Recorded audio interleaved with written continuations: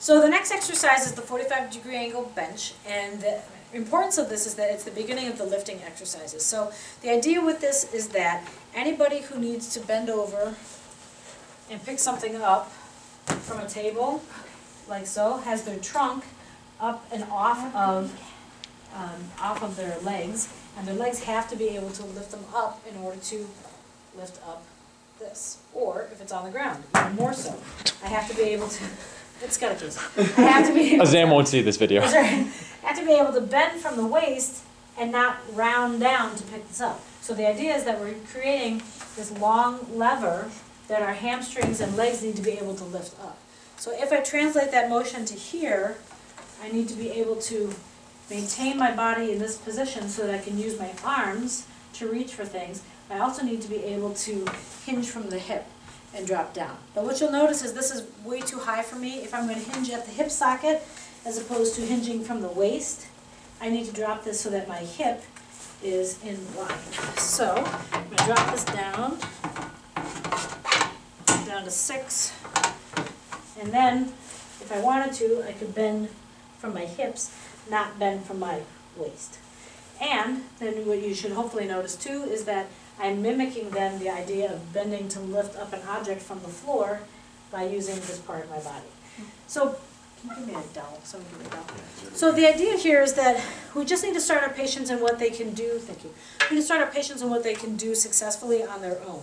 So we really just want them to get to the point where they can keep a dowel on their back at the tailbone, at the thorax, and at the head, and in this alignment without arching the back, without flexing the back.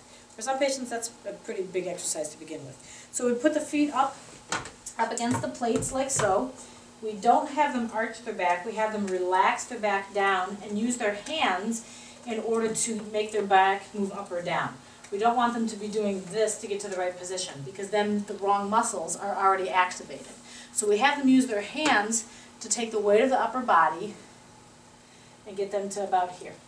Then, because we're transferring the weight from the hands to the feet, we have them slowly start activating the hamstrings and pulling their legs into the plate.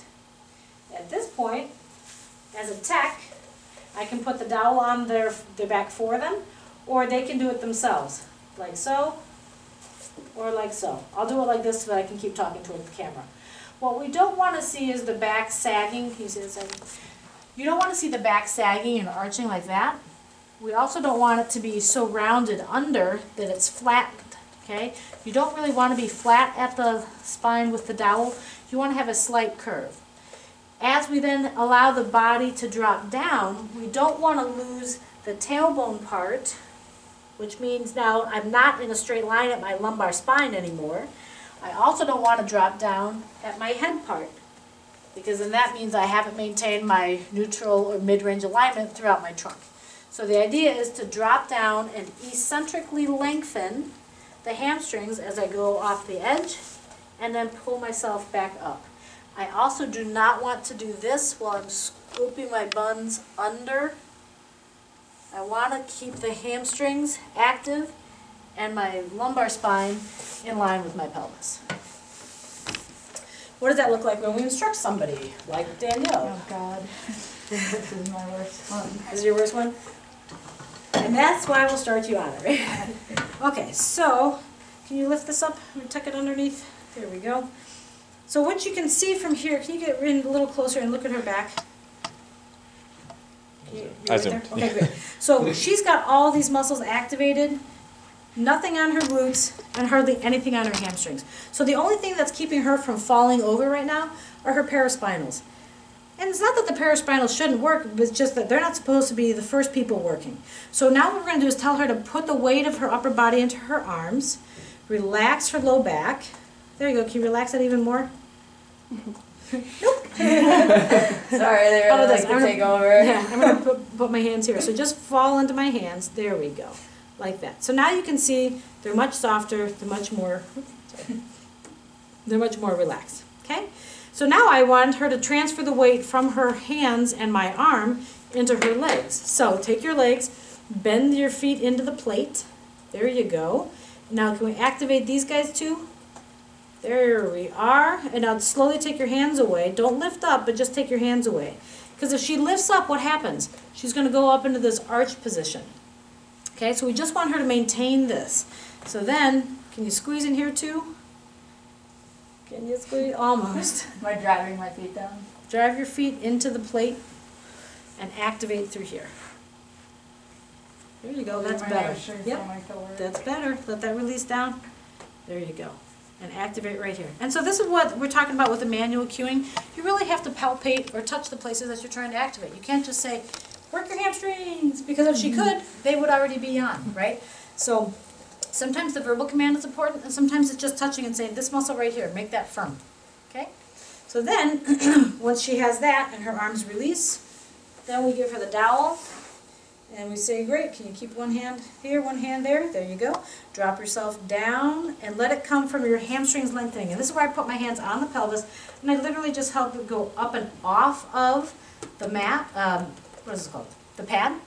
And then I'm going to help her pull it back up onto the pad. Good. Thank you, I need that. Yeah, and so my thumbs help cue, let it come down and forward. Good, and let it come up and back. Now, can she go any farther than this? She cannot, because the pad is in her way. And so she's at a certain height, this is as low as it goes, that's fine, this is what we do. She drops down, there we go, and she pulls back up. The idea isn't so much that she has to go all the way, it's that she gets the right muscles activating.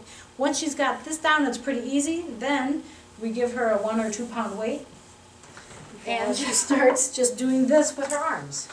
Go ahead and just do this without. Okay? And why do we care about this? Can she hold herself in this position and practice, thank you, and practice lifting up something from the ground? Okay? Great, and then come back down. What you'll notice that we're not doing is we're not doing hypers, right? They call them hypers. So hypers are when you start down low, typically you'll have like a 45-pound weight on your chest, and you're doing one of these things, right? And arching up and dropping down. And there's nothing wrong with using your back muscles, but doing it that quickly, number one, is just using momentum to bring it up and down. And number two, you're not activating your core to stabilize. So, you know, do we have patients get their back into lumbar extension? Of course, especially if they're dancers or gymnasts or anybody, you know, volleyball players, anybody who's got to lean backwards has to be able to do extension. But we don't want to train it in such a way that we're just using momentum or we're just using excessive force without good control.